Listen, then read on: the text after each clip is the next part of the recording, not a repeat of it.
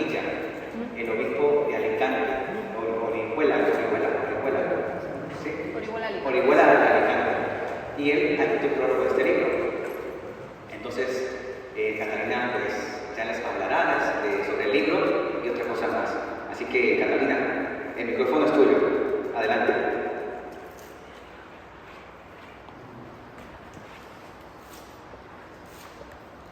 Bueno, ante todo, muchísimas gracias. Estoy súper feliz de poder estar aquí. Si os parece, vamos a empezar con una oración. Nos ponemos de pie, os invito a ponernos de pie. En el nombre del Padre, del Hijo y del Espíritu Santo. Amén. Te doy gracias, Padre, porque me has dado la posibilidad de estar hoy aquí. Te doy gracias, Jesús, por la sanación y la liberación que me regalarás en este día.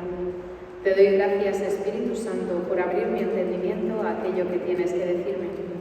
Querido Jesús, creo que el amor siempre vence. Creo que por tus llagas hemos sido sanados. Creo que en este momento tu sangre preciosa me cubre y me protege de todo mal. Me comprometo, con ayuda de tu gracia, a amarte siempre. Me comprometo, con ayuda de tu gracia, a darte lo mejor de mí. Me comprometo, con ayuda de tu gracia, a esforzarme cada día hasta poder decir: no soy yo, es Cristo, que vive en mí. Virgen María, cubre con tu manto maternal este encuentro en el que nos reunimos para honrar y glorificar al Señor en el nombre de tu Hijo Jesús. Arcángel San Miguel, intercede por nosotros y aparta todo espíritu de mal. Ángel de la guarda, bajo tus alas, protégeme y guíame por la recta vía. Abba, Padre, para ti todas las cosas son posibles.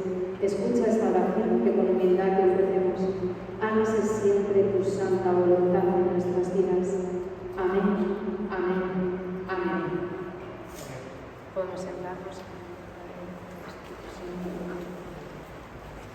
Vamos a empezar con la lectura de los 3 primeros numerales del Catecismo, que expresan muy bien ese recorrido que todo cristiano tendría que hacer y ese recorrido que personalmente marca, sobre todo, pues a los que nos acabamos de convertir, como es mi caso. Hace 5 años el Señor me salvó de las garras de la oscuridad y a Dios gracias, pues hoy puedo estar dando testimonio de su inmenso amor. Y dicen así estos numerales: Dios, infinitamente perfecto y bienaventurado en sí mismo, es un designio de pura bondad. Ha creado libremente al hombre para hacerle partícipe de su vida bienaventurada.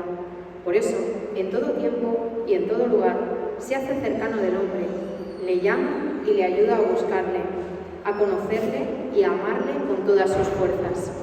Convoca a todos los hombres que el pecado dispersó a la unidad de su familia, la Iglesia. Para lograrlo, llegada la plenitud de los tiempos, envió a su Hijo como Redentor y Salvador. En Él y por Él llama a los hombres a ser en el Espíritu Santo sus hijos de adopción y por tanto los herederos de su vida bienaventurada. Para que esta llamada resonara en toda la tierra, Cristo envió a los apóstoles que había escogido, dándoles el mandato de anunciar el Evangelio. Id, pues, y hacer discípulos a todas las naciones, bautizándolas en el nombre del Padre, del Hijo y del Espíritu Santo, y enseñándoles a guardar todo lo que yo os he mandado. Y sabed que yo estoy con vosotros todos los días, hasta el fin del mundo. Fortalecidos con esta misión, los apóstoles salieron a predicar por todas partes, colaborando el Señor con ellos y confirmando la palabra con las señales que la acompañaban. Quienes con la ayuda de Dios han acogido el llamamiento de Cristo y han respondido libremente a ella, se sienten por su parte urgidos por el amor de Cristo a anunciar por todas partes en el mundo la buena nueva. Este tesoro recibido de los apóstoles ha sido guardado fielmente por sus sucesores. Todos los fieles de Cristo son llamados a transmitirlo de generación en generación, anunciando la fe, viviéndola en comunidad fraterna y celebrándole en la liturgia y en la oración. Bueno, en el día de hoy yo voy a abrir mi corazón, os voy a contar parte de mi historia, sobre todo mi experiencia en esas terapias de la nueva era, pero también me encantaría que vosotros abrieseis vuestro corazón que pudieseis consultar vuestras dudas, vuestras inquietudes y que no sea algo unidireccional, sino que lo hagamos entre todos, para que sea más un coloquio que una presentación.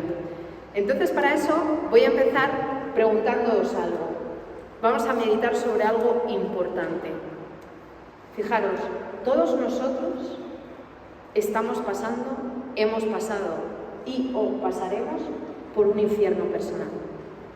Algo que hace que no durmamos por las noches, algo que nos da esa sensación de presión en el pecho, algo que realmente nos preocupa, nos inquieta, nos da ansiedad o incluso nos genera hasta depresión. Cada uno de nosotros tiene ese infierno personal. Yo os invito a que levantéis la mano para que juntos podamos ver si realmente en algún punto todos estamos pasando por ahí. Venga, pues vamos a ver, ¿cuántos de vosotros estáis pasando por un infierno personal? O al menos habéis pasado por uno de ellos. Muy bien, genial. Ahora imaginaros que nosotros nos conocemos súper bien, que somos amigos, que somos vecinos, que somos aquí de la parroquia y que conozco perfectamente ese infierno personal por lo que estáis pasando. Un duelo, una pérdida de trabajo, un problema de salud, un problema amoroso. ¿Qué pasaría si yo os dijera, tengo una solución perfecta, fiable, para ese infierno personal por el que estás pasando? ¿Querríais saber cuál es esa solución? Sí, ¿verdad? Pues así funciona la nueva era. La nueva era es un mercado de terapias alternativas que tiene una respuesta a cada problema que cada uno tiene en la vida.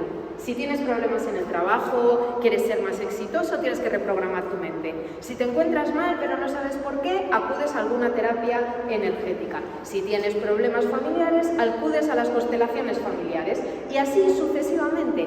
Hay un mercado inmenso que da respuesta a cada uno de los infiernos personales por los que estamos pasando. Pero fijaros, un infierno personal no es fácil de llevar. Todos queremos salir de ese dolor, de ese sufrimiento. Hay muchas personas que eligen, por ejemplo, beber alcohol, comer, el sexo, las drogas, cualquier tipo de dependencia. Y otras personas, sin embargo, eligen las terapias alternativas. Piensan que es una salida más inocua, que no pasa nada, pero en el fondo tienen un trasfondo muy peligroso. Vamos a empezar por el principio. ¿Por qué se llama nueva era? ¿De qué va esto?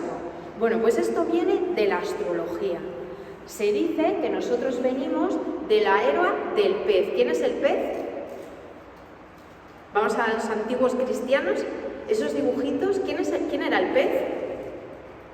Jesús. Jesús, Cristo. Entonces, venimos de la era del pez, de Piscis, ¿vale? Que es la era de Cristo, donde Jesús estaba en el centro, donde la Iglesia Católica era la que estaba ahí ayudando a los fieles en toda la espiritualidad, una iglesia jerárquica, una iglesia con una estructura doctrinal, magisterial, donde la obediencia es importante, donde se necesita un sacerdote para los sacramentos, donde también se necesitan los obispos, al Papa, ¿no? Hay una jerarquía. ¿Qué dice la nueva era? Que esta era sí ha terminado y que a partir de ahora entramos en la era de Acuario, que es una era de movimiento.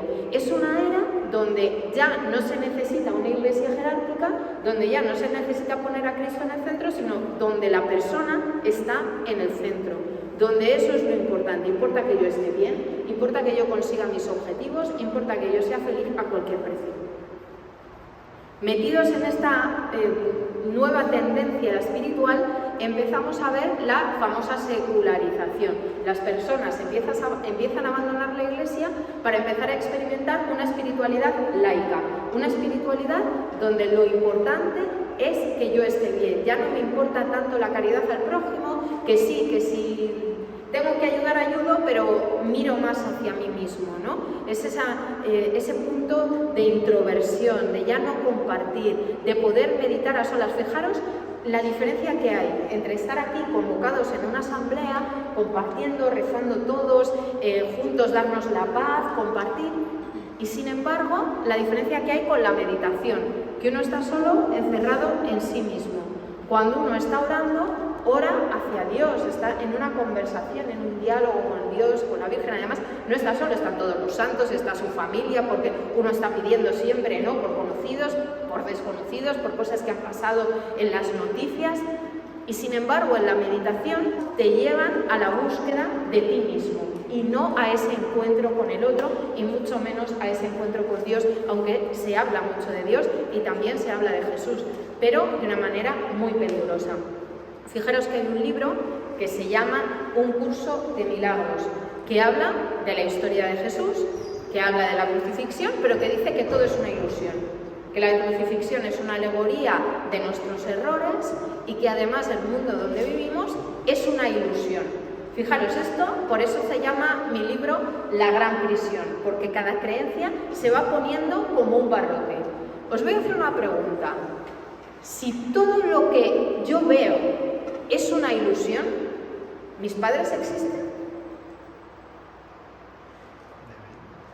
Si todo es una ilusión, mi familia en general, mis hijos, mis amigos, el compañero de trabajo, mi jefe, ¿existen? ¿No? Pues fijaros cómo el budismo se ha colado en nuestra vida, haciéndonos pensar que es algo que da paz, que no pasa nada, pero sin embargo nos lleva a pensar que todo es una ilusión, que solo existo yo y que el otro no existe. ¿De qué manera ese tipo de filosofías orientales nos pueden dar paz? Podemos sentir amor si no existo más que yo. ¿Qué sentido tiene la vida? Ese, por ejemplo, es uno de los barrotes. Pero ¿cómo se empieza a colar todas estas tendencias espirituales, sobre todo que vienen del Oriente, que vienen también del ocultismo más antiguo, de la espiritualidad celta? Bueno, pues hay una especie de manipulación psicológica que se llama la ventana de Overton. Esta ventana de Overton se utiliza mucho en política, en sociología, en marketing. ¿Cómo funciona? Una idea que antes era completamente incomprensible, poco a poco se van implantando como pequeñas semillitas para normalizarla y hacerla habitual. Fijaros que yo empecé mi recorrido en las terapias alternativas hace 20 años. Hace 20 años tú decías que practicabas yoga y te miraban raro. La gente decía, tú estás trastornada. Fijaros que yo cuando empecé, pues yo tenía 4 amigos con los que lo dijimos, mira, vamos a montar una empresita y nos vamos a ir a todas las grandes empresas para que empiecen sus empleados a hacer yoga, para que tengan bienestar, y empiecen con la cocina macrobiótica en sus restaurantes y en sus sitios. Claro, cuando nosotros empezamos a tocar la puerta, decían, pero vosotros estáis locos, ¿qué nos estáis contando? Ahí la ventana de Overton estaba cerrada, todavía no existía. Entonces tú decías que practicabas yoga y la gente decía, ¿yo qué? Ni idea, ni siquiera de lo que era. Luego fijaros que con el tiempo pasan un poco de años y se empieza como, pues de repente empieza tu vecina del quinto, resulta que ha visto un vídeo y que el yoga es bueno para la espalda, para quitar la ansiedad, para no sé qué. Y dice, pues sabes que yo lo he empezado a utilizar y funciona. Entonces tú dices, uy, mi vecina del quinto lo hace. De repente enciendes la televisión y hay un anuncio donde ya se ve a alguien haciendo yoga. Y allí empiezan como las primeras semillas para empezar a normalizar la situación. Pues no es tan raro. Hay gente que ya lo empieza a hacer. Luego se da un siguiente salto. Se empieza a implantar en gimnasios, empiezas a ver carteles por la calle. Entonces, de ser unos pocos, empiezan a ser unos muchos. Cada vez se va difundiendo más y más el mensaje de normalidad de este tipo de prácticas. Llegados a este punto, hay algunos médicos que empiezan a recomendarlo y empiezan a decirte, uy, tienes ansiedad, tienes que hacer yoga. Uy, te duele la espalda. Nada, la receta, olvídate de pastillas, olvídate de otras cosas, tienes que practicar yoga. Entonces, en vez de ser algo completamente desconocido y completamente extraño, se convierte en una necesidad.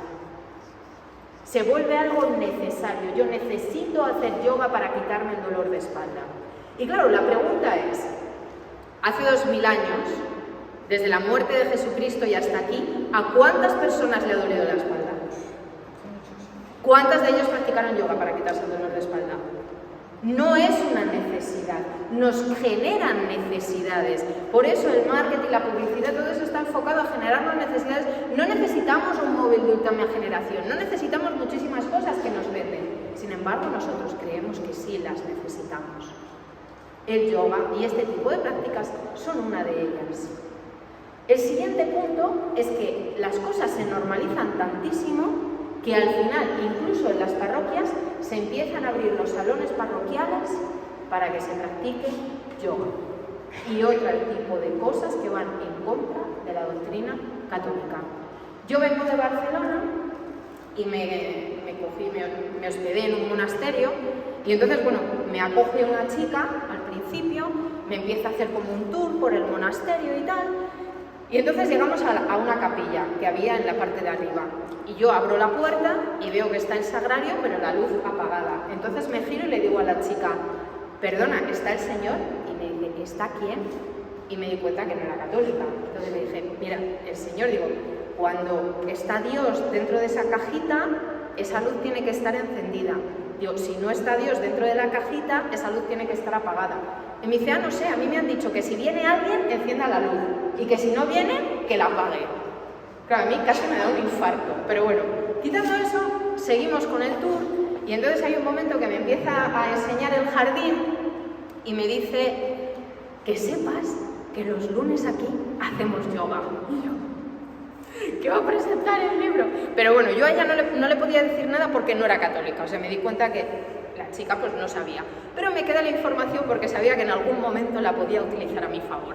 Entonces, bueno, pues yo ya desempaqueto mis cosas, tal, y siento que el Señor me pone en el corazón, baja urgentemente a la iglesia, porque estaba la capilla arriba y luego tenían una iglesia fantástica, ¿no?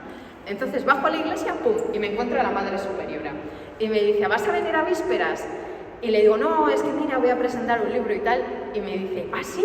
¿Y de qué trata tu libro? Esta es la mía.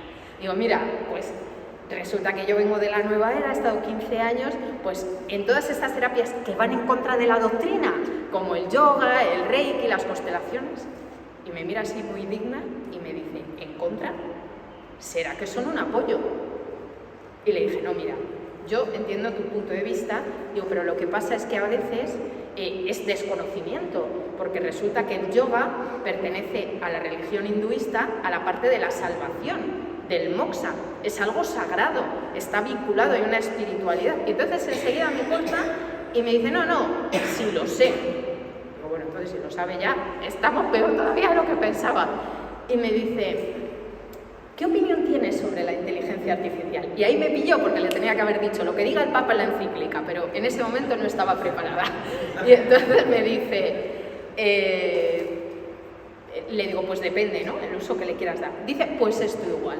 Pero resulta que, a Dios gracias, el Papa en uno de sus discursos ha dicho, la inteligencia artificial no es neutra. La inteligencia no es neutra. La inteligencia artificial tiene una base de intereses económicos, psicológicos, sociales, etcétera, marcado por sus creadores. Pues lo mismo las terapias. Ellas tienen también un origen marcado por sus creadores. Entonces, fijaros, ¿por qué el yoga es peligroso? Digo yoga como ahí ponéis reiki, constelaciones, porque más o menos todo funciona igual. Bueno, ya hemos hablado que el reiki que el yoga pertenece a otra religión. Pero ¿por qué practicar cosas de otra religión lo convierte tan peligroso? Bueno, fijaros que cada asana, o sea, cada postura que nosotros hacemos es una invocación a una deidad. Y las personas me dicen, no, pero si yo solo lo hago por deporte, porque el médico me ha dicho que es bueno para la espalda. Pero fijaros, no se puede desvincular la parte espiritual de la parte física, porque está concebido como una unidad. Y aquí yo os recomiendo a aquellos que tengáis curiosidad sobre esto que veáis los vídeos de Sadhguru. Sadhguru es un yogui hinduista que se dedica a vender cursos de yoga. Y en sus vídeos alerta, el yoga es peligroso. El yoga no es un deporte. Si activas la kundalini, que es lo que se hace a través de las asanas de yoga, sin la supervisión y la preparación necesaria, te puede quemar el sistema nervioso. No es una advertencia banal, es algo muy serio y te lo está diciendo alguien que se dedica a la venta de cursos de yoga, que no le interesa para nada decir esto. Hace también una crítica muy buena sobre el Reiki y explica por qué también es malo. Entonces no es que solo sea la perspectiva católica o una conversa como yo que dice no, es que esto va en contra o te hace daño. No, es que ya hay desde otras religiones personas que te están advirtiendo, cuidado, esto es peligroso. Lo mismo pasa con la meditación trascendental. Los mismos budistas advierten que si se hace sin la preparación adecuada puede llevar a brotes psicóticos. Nosotros somos también un movimiento, el movimiento Creo, somos una asociación privada de fieles fundada por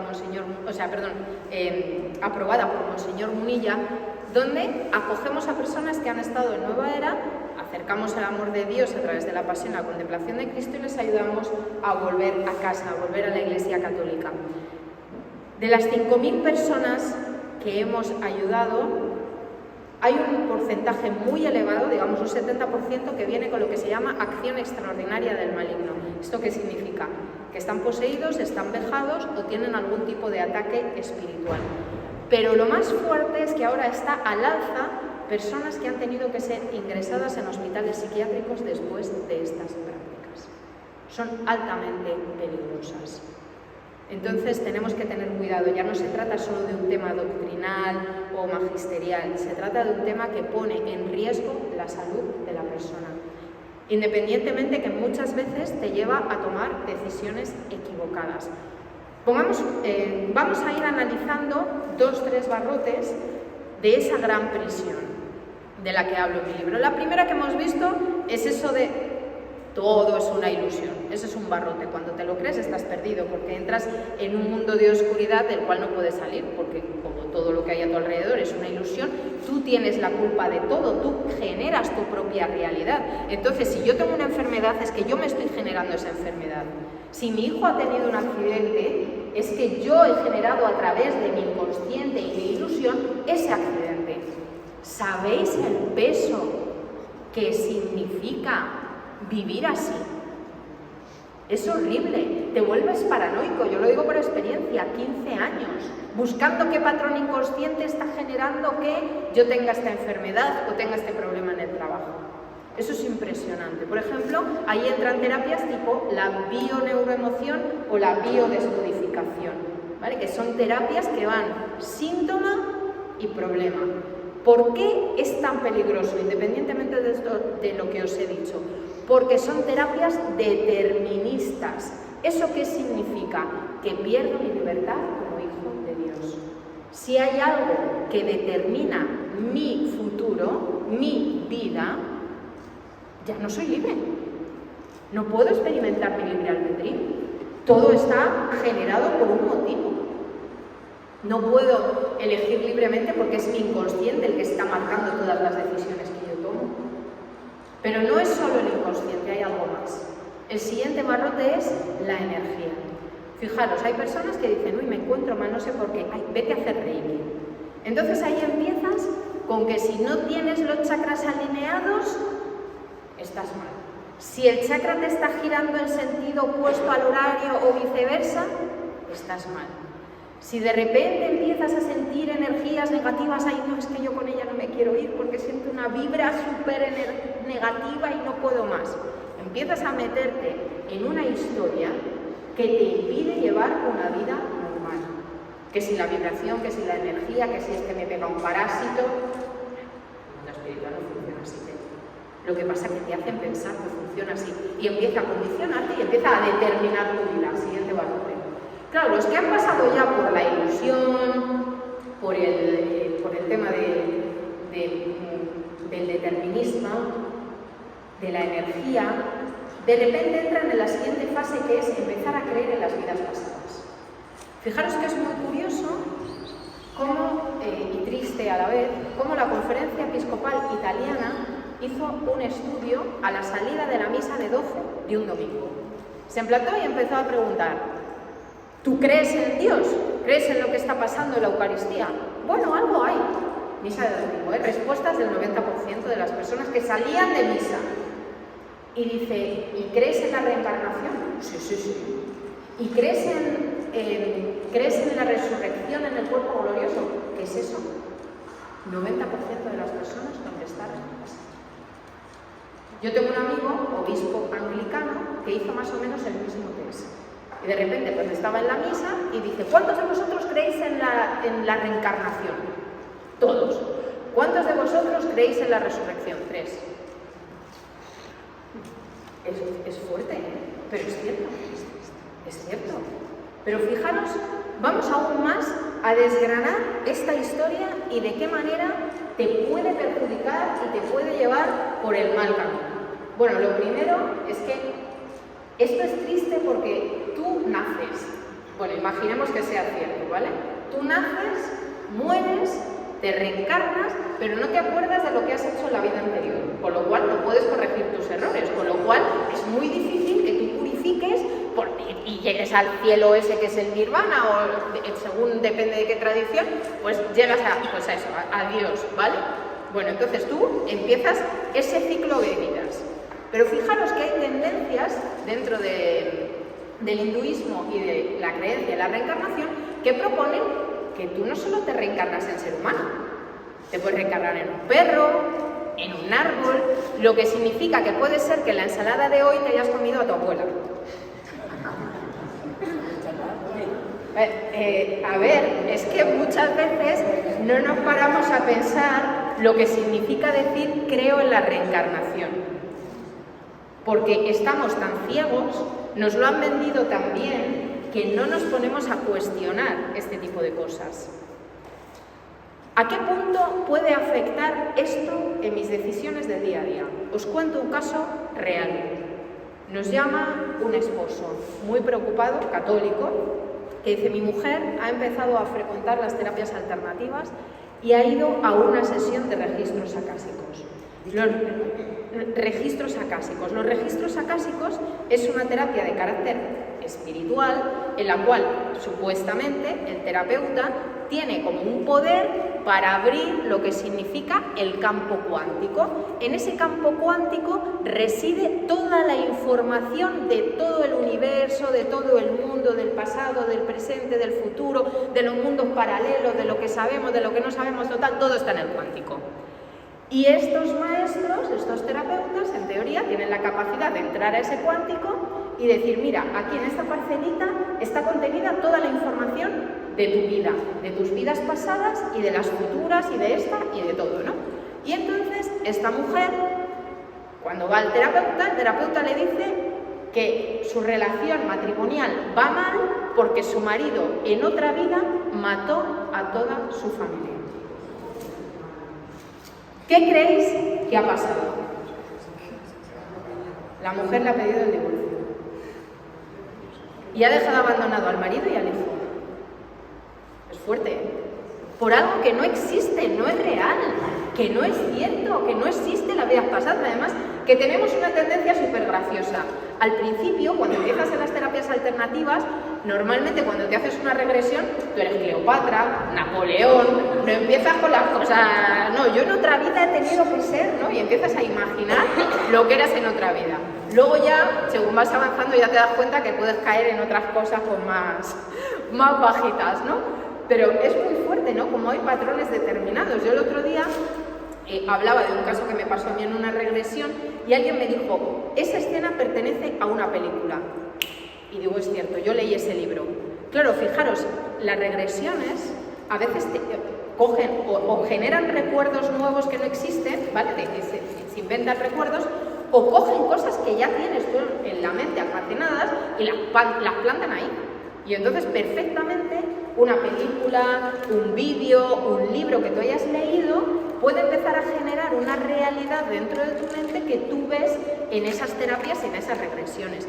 Pero en ningún caso son reales, no te han pasado a ti. Pero sí que es cierto que hay un punto en que asombra, porque tú puedes saber incluso datos de otras ciudades en las que nunca has estado. Y entonces tú dices, uy, estoy en la calle Boston en Londres de 1920 y tú te vas a Google y pones calle Boston en Londres. ¡Ostras, existe esa calle! Pues yo nunca estuve. Bueno, pues o el maligno se ha metido ahí y te ha dado información, que puede ser, porque las terapias alternativas, ¿cómo funcionan también?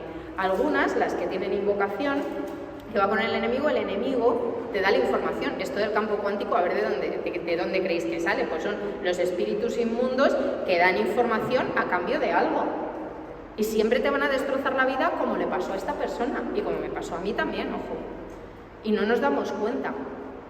El siguiente barrote, dentro de toda esta gran prisión, es también el árbol genealógico. Dentro de la nueva era se llama el transgeneracional. ¿Eso qué quiere decir? Que mi vida está determinada por lo que hicieron mis ancestros. Como mi tatarabuelo fue masón, tengo una maldición que me está persiguiendo desde entonces y por eso me va mal la vida. Las cosas no funcionan así. Ni en el plano de lo que se consideran las terapias alternativas, pero tampoco dentro de la Iglesia. Porque fijaros que esto es una batalla que han tenido que librar los obispos españoles al punto de que han tenido que sacar un documento que se llama Su misericordia va de generación en generación, diciendo que la oración intergeneracional va en contra de la doctrina. De nuevo, ¿por qué? Porque es determinista. Porque como hijo de Dios, a mí no me puede influir espiritualmente eso que pasó. Ojo, sí me puede influir que mi padre que está aquí, pues me ha enseñado que esto es bueno o esto es malo. Entonces, claro, obviamente yo he aprendido de mi padre que eso es bueno o eso es malo. Ha influido en mi juicio. Pero incluso ahí yo también soy libre. No me está determinando. Porque no sé quién dijo, y esta frase a mí me encanta, tú no tienes la responsabilidad de lo que te pasó en tu infancia. Pero sí tienes la responsabilidad de sanarlo y empezar una nueva vida. No nos puede determinar eso. Tenemos la libertad de hijos de Dios de comenzar en todo momento, desde su amor, una nueva vida. Pero fijaros, desde su amor, porque si no, tenemos ese baremo que nos ayuda a tomar las decisiones correctas, nos perdemos. Podemos empezar a tomar las decisiones equivocadas. ¿Y sabéis la consecuencia de estos 15 años para mí dentro de la nueva era? Acabé poseída por el demonio. Y os puedo asegurar que eso es lo más terrible que le pueda pasar a alguien. El otro día me devoraron viva porque en una entrevista, pues muy malamente, yo dije, pues una persona que tiene una enfermedad tan grave como el cáncer, mi padre ha pasado por 5 operaciones de cáncer, mi abuela falleció de cáncer, y dije, pero ellas son comprendidas, pueden decir tengo cáncer, pueden ir al médico y darles una baja cuando se encuentran mal. Sin embargo, un poseído les echan de las iglesias, les cuesta mucho que les confiesen. A la familia ni se lo digas, o sea, dice, tú estás chiflado. Nadie te comprende, nadie te apoya, nadie te quiere, son los leprosos espirituales. Y eso es durísimo, eso es durísimo.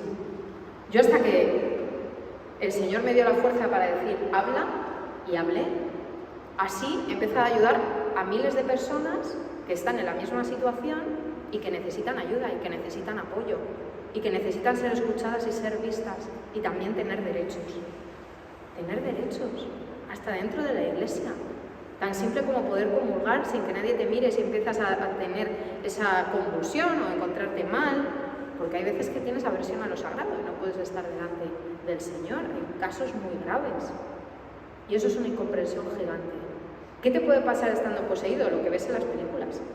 Hay personas que trepan, hay personas que levitan. El otro día nos entró un caso de una mujer de Barcelona, la cual había estado en un curso de Maús, en un retiro de Maús, y hay una nueva tendencia, hay un nuevo movimiento dentro de la Iglesia Católica que se llama Encounters Ministries, que viene de Estados Unidos, que dice que los laicos pueden hacer oración de liberación en plan imperativa, ¿vale? E imponer manos.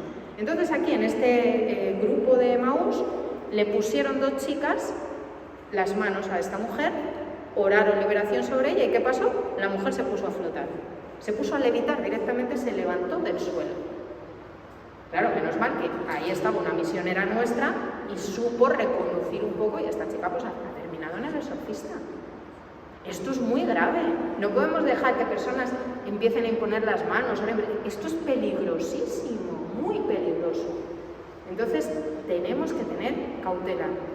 Yo os digo una cosa, lo que se siente es terrible y yo siempre digo, Solo los poseídos a lo mejor hemos llegado a sentir un 1% de los padecimientos que se llegan a sentir en el infierno. Sean físicos, espirituales, emocionales. Menos mal que yo siempre he sentido muy fuertemente el amor de Dios, pero hay personas que lo dejan de sentir cuando están con esta acción extraordinaria, ¿no? Y es durísimo, es gravísimo. Hay episodios pues, de no poderte mover, hay episodios graves. O sea, a mí hubo momentos en los cuales cuando yo me veía con mis padres el demonio intentaba matarme literalmente. Mis padres lo han pasado fatal, pero yo también lo he pasado muy mal, porque ellos eran de los que no creían en esto. Mis padres no eran católicos. Bueno, mi padre sí tenía todos los sacramentos, pero porque se casó en esa época antigua y tal, que te tenías que casar por la iglesia. Mi madre solo estaba bautizada, nunca hizo la comunión. A mí no me bautizaron tampoco hasta que tuve 7 años, y porque todo el colegio hacía la comunión y dijeron, venga, te bautizamos a ti también. Y en esta historia, pues claro, de repente yo me convierto, mis padres no entienden mi conversión, al punto de que mi padre, el pobre, cuando está delante siempre se lleva todas las tortas, ¿no? Pero bueno, ya que está y él me permite hablar de esto, aprovecho. Cuando, por ejemplo, yo iba a bendecir la mesa, mi padre giraba la cara. No era capaz de soportar la bendición en la mesa.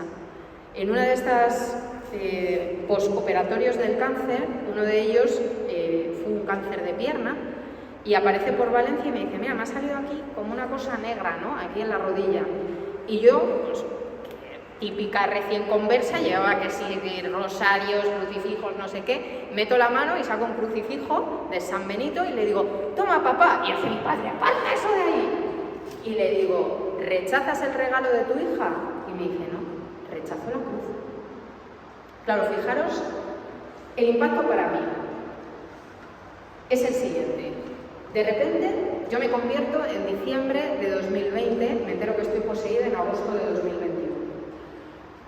Uno cuando se convierte, más o menos la historia suele ser siempre la misma, conoce las bondades de Dios. El amor de Dios, lo bonito que es tener una comunidad, venir a la iglesia, que todo el mundo, ¡ay, qué bien te has convertido! Cuéntanos tu historia, qué genial, fantástico. Pero en pocas ocasiones nos hablan del demonio. En pocas ocasiones nos hablan que esto es realidad. Entonces, de repente, cuando yo me encuentro poseída, digo, lo primero me he vuelto loca, luego te das cuenta que no. Entonces, como no te has vuelto loca, dices, entonces es cierto. Dios existe, tengo la certeza, porque el demonio ha cogido mi cuerpo, el demonio ha hablado a través de mí. Todo lo que se ve en las películas lo he visto y lo he sentido yo también, con lo cual tengo la certeza de que todo esto es cierto. Dios existe, el cielo existe. Pero si el demonio existe, el infierno también. Y es algo que habitualmente no nos planteamos. El infierno existe. Está la posibilidad de condenarnos. La decisión que tomemos sobre cómo salir de nuestros infiernos personales puede acercarnos a Dios o puede acercarnos a la condenación. Tenemos que tener mucho cuidado en las decisiones que tomemos. Y yo en ese momento veía a mis padres muy perdidos y yo estaba con un dolor gigante, entonces se me ocurre llamar al exorcista y le digo, si yo me muero ahora, ¿dónde voy? Claro, en esta situación me dice, tú tranquila, que si estás en gracia, pues al purgatorio o al cielo. Y el exorcista, que ya conocía a mis padres, digo, ¿y mis padres? Y se queda callado. Se queda callado. Entonces hay un momento en el cual, pues yo hablo con Dios muy seriamente y le digo, mira, yo te tengo a ti, siento tu amor. Realmente yo puedo aguantar esta cruz. Que no le caiga nada a mis padres, mándamelo todo a mí. Y yo me quedo poseída hasta la conversión de mis padres. Y así fue. De repente empiezan estos episodios más fuertes, más fuertes, más fuertes. Cada vez que me veía con mis padres casi me muero. Y hay un momento en el que el exorcista, yo en esa época vivía en Roma, nos propone a la familia un tiempo de cuarentena. Es decir, bueno, vamos a estar un tiempo en contacto cero.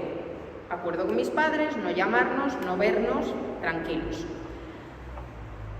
Pasa un mes, pasan 2, pasan 3, yo me voy encontrando mejor. Y hay un momento en el cual yo voy saliendo de la audiencia general con el Papa en el Vaticano y veo una llamada de mi padre. Y le digo, bueno, papá, ¿qué pasa tal? Y me dice, no, quiero saber cómo estás. Y le dije, mira papá, es que estamos en cuarentena, no podemos hablar.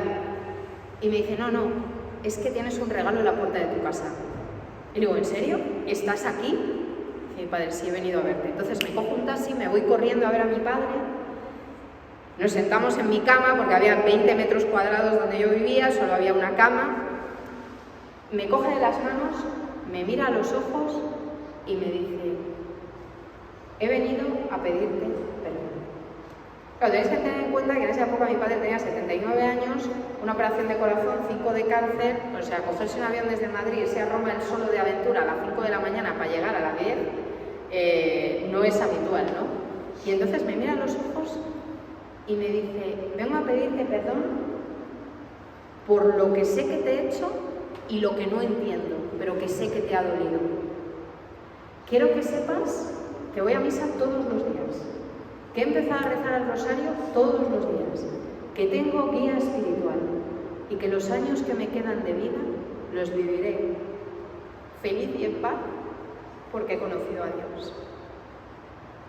Y ahí empieza mi liberación. Y ahí empieza la conversión de mis padres. A día de hoy somos una familia feliz. Yo me fui de casa con 21 años, escapando, porque siempre dije, no pude vivir con mi madre y no pude trabajar con mi padre. A día de hoy vivimos juntos. Cuando yo volví de Roma me fui a vivir con mis padres, no discutimos, vivimos tranquilamente, venimos juntos a misa. Estamos juntos en todo, unidos con el amor de Dios, porque Cristo está en medio de nuestra familia, en medio de nuestros problemas, en medio de nuestros infiernos personales. Nos ayuda a amarnos y también a aprender a amar a los demás y a llevar este mensaje. Y eso es lo que quiere Dios de nosotros. Porque fijaros, Dios Padre envió a Jesús para que fuese su rostro aquí en la tierra. Y ahora Jesús nos envía a nosotros para que seamos el suyo. Muchas personas jamás abrirán una Biblia, pero sí van a mirar vuestras vidas. Y de vosotros depende que Cristo se vea reflejado en cada una de vuestras decisiones, en cada uno de vuestros actos.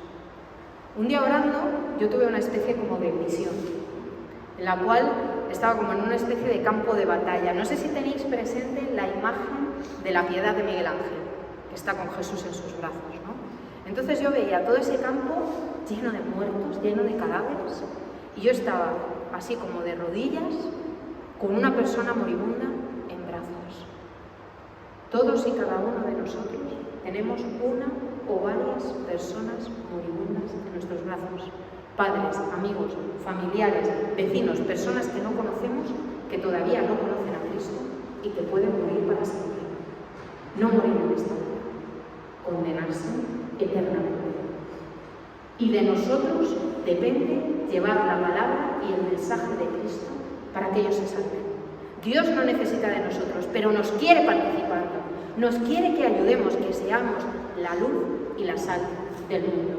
Y yo sé que esto es muy difícil. Hoy el ritual no me acompaña, el rito de la Santa Eucaristía que ha dirigido el Padre, pero hay otros ritos en los cuales hay un momento de la misa en la cual el sacerdote dice, nos atrevemos a decir. ¿En qué momento es?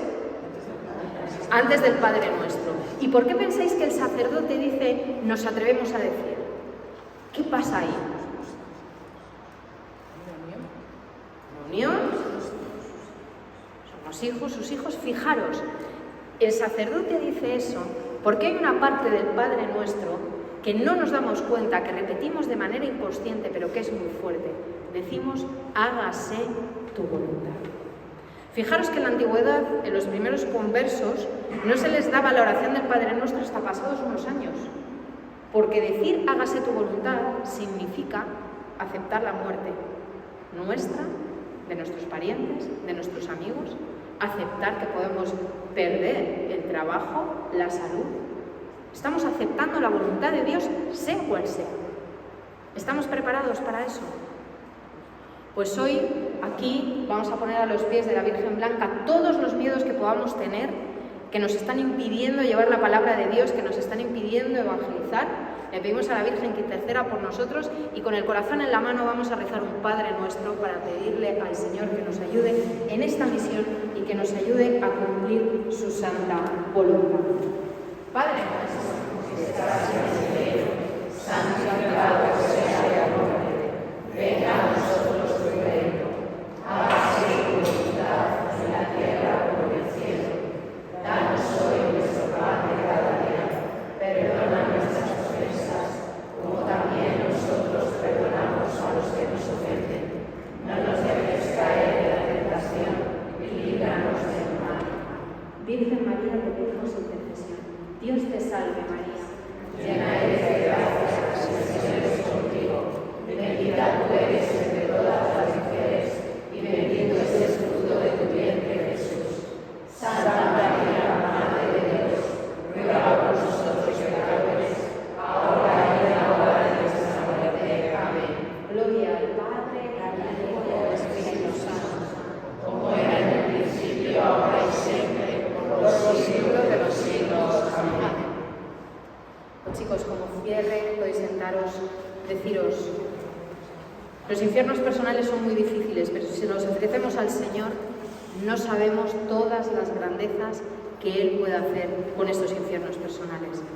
Ponerlos a los pies de Jesús y ofrecerlo por cosas grandes, por la salvación de 50 almas, por 100 mujeres que hoy vayan a abortar, por lo que queráis, por la paz en el mundo, por cosas que os toquen el corazón. Y el Señor va a obrar maravillas.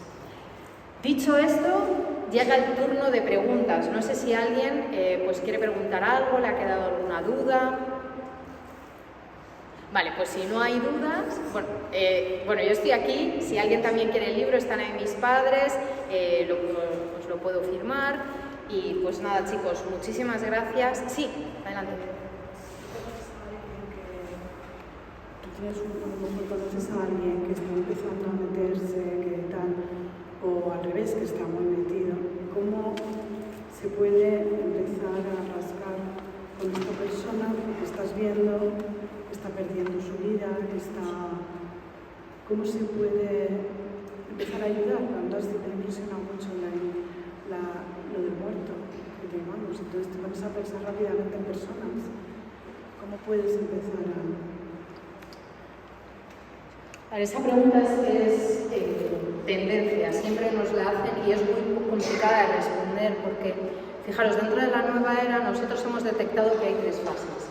Está la primera fase cuando la persona se está empezando a acercar a las terapias alternativas. Ahí siempre está pues, nuestro ángel de la guarda, el Espíritu Santo, que nos sopla y nos dice, aquí no. Vas a una sesión y hay algo que no te cuadra, hay algo que te rechina. Pero si tú desoyes esa sensación y sigues y sigues y sigues, actúa como el pecado. Al final esa voz queda sepultada. Y tú ahí empiezas a sentirte bien y pasas a la fase 2. Esta terapia me hace bien. Yo voy al Reiki y me siento bien. Yo voy a yoga y me siento bien. Hago constelaciones y se me ha solucionado el problema. Es cierto. Y ahí empiezas también a tener incluso dones extraordinarios. Empiezas a saber cosas desconocidas. Fijaros que el demonio actúa muy bien porque te da un poder en los sentidos. Tú empiezas a tener muchas percepciones, se viven emociones muy profundas, muy fuertes, es algo muy emocional. Y entonces ahí la persona cree que tiene la verdad, porque realmente está experimentando cosas que confirman que eso pudiese ser cierto. Y es cierto, pero no es una experiencia sobrenatural de Dios, sino que es una experiencia preternatural del demonio, que hay una diferencia muy grande. Pero ambas son ciertas. Y las sanaciones que ahí se dan también son ciertas, pero vienen operadas por el maligno. Entonces parecen milagros, pero no lo son. Cuando la persona ya lleva un tiempo dentro de las terapias alternativas y le han empezado a pasar muchas cosas, normalmente empieza a sentir algo como que no va bien. Y ese algo que no va bien la impulsa a volver a la iglesia, que es sobre todo lo que nosotros acogemos dentro del movimiento, creo. ¿Cómo ayudar a esas personas que están en la fase 2? Primero, no confrontándolas, es muy difícil. Hay que preguntarle, ¿y tú por qué haces esto? Bueno, porque me siento vacía, por mi autoestima, porque no me encontraba bien. Siempre hay una respuesta y nosotros tenemos que intentar llevarla al campo de que dentro de la Iglesia Católica hay una solución, hay una respuesta también a eso que está sintiendo. A partir de ahí, fíjate, la única manera de ayudar a la conversión de las personas es el amor. Hay un testimonio de un satanista que fue el líder de todos los satanistas en Sudáfrica, que cuenta cómo le invitaron a un debate a una radio con una católica. Y entonces, pues esta mujer al final del debate se acercó y le abrazó y le miró con misericordia y con el amor de Dios. Y fue tan grande lo que él sintió que se convirtió. Es que este abrazo, este amor, solo puede venir de Dios. Entonces, si nosotros somos capaces de entregar a esas personas ese amor que Dios nos da, obviamente tenemos ese amor de Dios cuando estamos fieles a los sacramentos. Fijaros que hay historias muy bonitas que os podría contar sobre cómo actúa el amor de Dios con nosotros. Las personas fuera de los muros de esta iglesia, ¿vale? También aman, también quieren, con un amor humano. Pero ¿dónde se ve la diferencia? Cuando entramos en un amor sobrenatural. Hay el caso de una chica que cuento en mi libro que, pues sus hermanos abusaban de ella sexualmente, pero muy fuertemente, y los padres lo sabían y lo permitían. Ella pues se hace mayor, al final se va de casa, pero puntualmente, no hace mucho, volvió a la casa ya con su pareja, con su hijo, y delante de la pareja, el hijo y los padres, el hermano intenta agredirla sexualmente de nuevo. Me llama, me cuenta lo que le ha pasado, y entonces me dice: pero Cata, es que yo no puedo permitir que se condenen. Voy a ofrecer todo mi dolor, voy a hacer ayunos, voy a rezar por ellos, porque quiero que se salven. Eso solo se hace cuando se está amando con un amor de caridad de Dios. Porque tú puedes perdonar, puedes reconciliarte incluso, pero no querer vengarte, incluso rezar para que vayan al cielo, esto es muy fuerte. Esto es muy fuerte. Y ese es el ejemplo de un amor cristiano, ese es el ejemplo de un amor de Dios, que no ve el pecado de la persona, sino a la persona. Y si nosotros somos capaces de actuar así...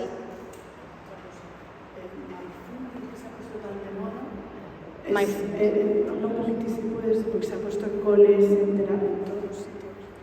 Sí, el mindfulness igual, es una tendencia también que viene del hinduismo, toda la parte de la meditación trascendental, y aunque no se diga, está incluida y es un riesgo. De hecho, hay un caso muy fuerte también que cuenta un sacerdote que fue exorcista, cómo le llega una mujer que estaba muda, que no podía hablar, y entonces que se encontraba muy mal, y entonces él empieza a hacer un discernimiento y sale que tenía un demonio mudo.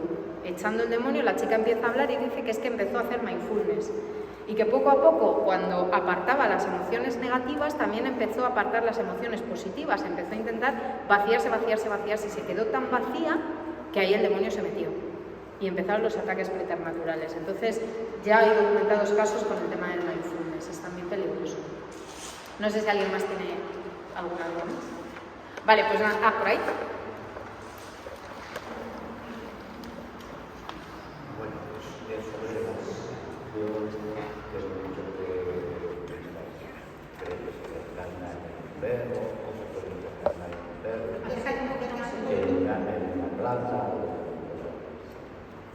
Los católicos creemos que hay encarnación, no hay encarnación. Las Sagradas Escrituras, ¿qué dicen sobre esto? O algún dogma de la Iglesia. Bueno, pues esta que lo leo. Vale, me preguntaba sobre el tema de la reencarnación, que habla de que nos podemos reencarnar, ¿no?, en personas, en plantas, en perros, etc. Y me preguntaba si hay algún dogma de la Iglesia. La doctrina nos dice que nosotros cuando muramos vamos inmediatamente al juicio y ahí se decide dónde terminamos. Con lo cual, poder pensar que existe una posibilidad de reencarnación queda descartado. El magisterio no, eso es claro. Y esa tendencia también errada por algunos sacerdotes que hablan de las posibles almas errantes, esas almas que se quedan por ahí vagando y tal, eso tampoco es doctrina católica, ¿vale? Hay que tener cuidado porque a veces hay malas interpretaciones, pero el magisterio no lo contempla. O sea, la persona va inmediatamente y inmediatamente se sabe dónde está y además la persona sabe dónde está, no es que se pierda y de repente no sepa, no. es consciente porque Dios nos ama y nos ayuda y nos acompaña en todo el proceso. No sé si hay alguna pregunta más por ahí. Bueno, él, Ángel y luego. Yo soy del plan antiguo y decían los niños cuando nacen y no los bautizan y tal, permanecen en el limbo. ¿Existe el limbo o existe el alma errante? O las dos cosas.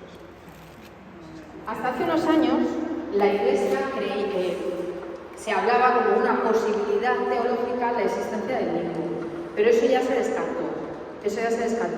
De hecho, el Papa Francisco, no sé qué tipo de documento saca, pero saca un documento donde se habla de creer en la misericordia de Dios y que estos niños cuando mueren sin bautizar, Dios los acoge en el cielo, ¿vale? Que tenemos que tener esa confianza en la misericordia del Señor. Por ahí esa es la creencia actual. ¿Perdón? Benedicto XVI, perdón, pero había que quedar así. A mí me gustaría que pudiera compartir el hecho de aquellas personas que están normalizando el practicar la yoga o cualquier tipo de... con respecto que son creyentes. Hay mucha gente que dice, bueno, si yo soy creyente, creo en Cristo y todo esto, ¿no?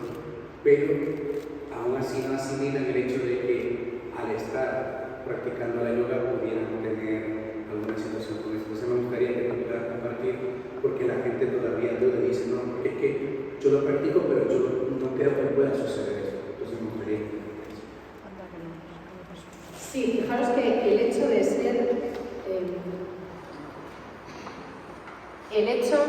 ser creyente o no creyente en esta práctica da igual. Los hinduistas quedan poseídos y los católicos también. Pero no es eso lo importante es que tarde o temprano nos va alejando de Dios. Prefieres meditar, prefieres hacer yoga en vez de rezar, en vez de arrodillarte, en vez de ofrecer, en vez de mortificarte, ¿no? Poco a poco esa filosofía va cambiando. Pensamos que a lo mejor el ámbito preternatural es el más, como el más difícil o peligroso, pero lo más peligroso es el ámbito de las tentaciones, porque eso sí que nos condena. Entonces, fijaros cómo funciona. Si yo soy católico y solamente pienso que hago deporte y voy haciendo esas postraciones una y otra vez, que aunque no sea vinculado a la práctica espiritual estrictamente, estoy realizando ese deporte, estoy invocando a esa deidad igualmente. ¿Por qué? Porque si yo te digo, Ángel, ¿tú qué haces? O sea, Miguel, ¿tú qué haces? Vienes, ¿no? Perdón, que le cambio el nombre. Tú vienes, ¿no? Pues ellos hacen lo mismo. Yo a lo mejor ni siquiera estaba hablando contigo, estaba hablando a ella y digo, ¿sabes que mi primo Miguel? Pero como has escuchado a Miguel, tú atento, vienes. Esto funciona igual. Fijaros, hay un montón de testimonios oídos en internet de personas que eran ateas y que alguien les dijo, oye, me han dicho que tú no estás durmiendo bien, ¿por qué no rezas el rosario? Y un ateo dice, pues sí, total, yo no creo, para mí es repetir palabras, que es lo mismo, para mí es hacer deporte, para mí no hay ningún tipo de espiritualidad. ¿Qué pasa en la vida de un ateo cuando durante 30 días reza el rosario todos los días? La Virgen María, tarde o temprano, aparece en su vida. No sabemos si se convertirá o no, pero que la Virgen aparece seguro y que su vida va a cambiar seguro. Pues con el yoga es igual. Porque es una práctica para ellos sagrada. Originalmente no se puede separar. Fijaros que hay un monje, sacerdote católico francés, Jean-Marie, que él fue gurú también del yoga y de todo esto.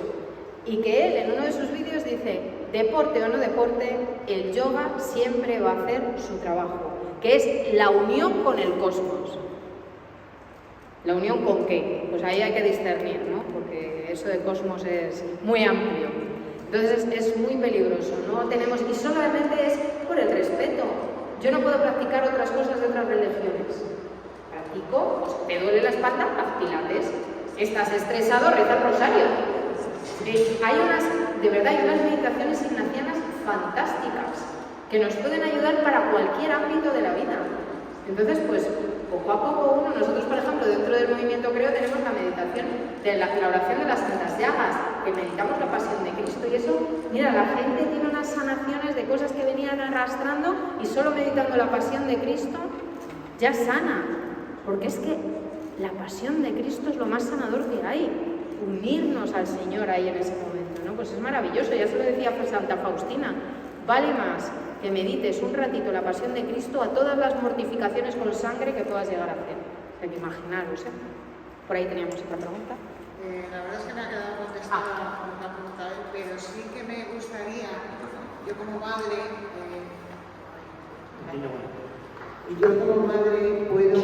no puedo entender, pero bueno, me podría poner un poquito en el lugar de tus padres, ¿no? Entonces sí me gustaría saber cómo ha sido la conversión de estos padres con el sufrimiento que han debido de pasar por tu historia. Bueno, pues yo creo que lo cuenten ellos. La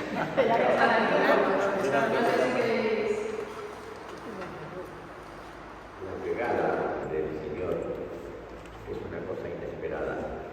Llega un momento en que cuando nuestra hija ya se ha convertido, nosotros sentimos ya cierto apego hacia el Señor y empezamos a tener una fe que no la teníamos antes. Y llega un momento en que ya te conviertes y crees en todo lo que hay en el universo de nuestro Señor Jesús. Es lo único que puedo decir. Esa es la razón. Pero te hablaba del sufrimiento, ¿no? Que mi madre igual ahí puede también dar una palabra sobre mi mujer tiene un pequeño problema visual. Bueno, gran problema visual y bueno, ella lo dirá. Bueno, el libro, ahí al leer, bueno, nosotros estamos leyendo el libro y es tan desgarrador, porque claro, los padres sufrimos tanto con estos problemas y no sabemos cómo actuar, pero claro, te abres las puertas al Señor, le das la mano y le das el sí y las cosas ya vienen pues como rodadas, es más fácil, todo mejor.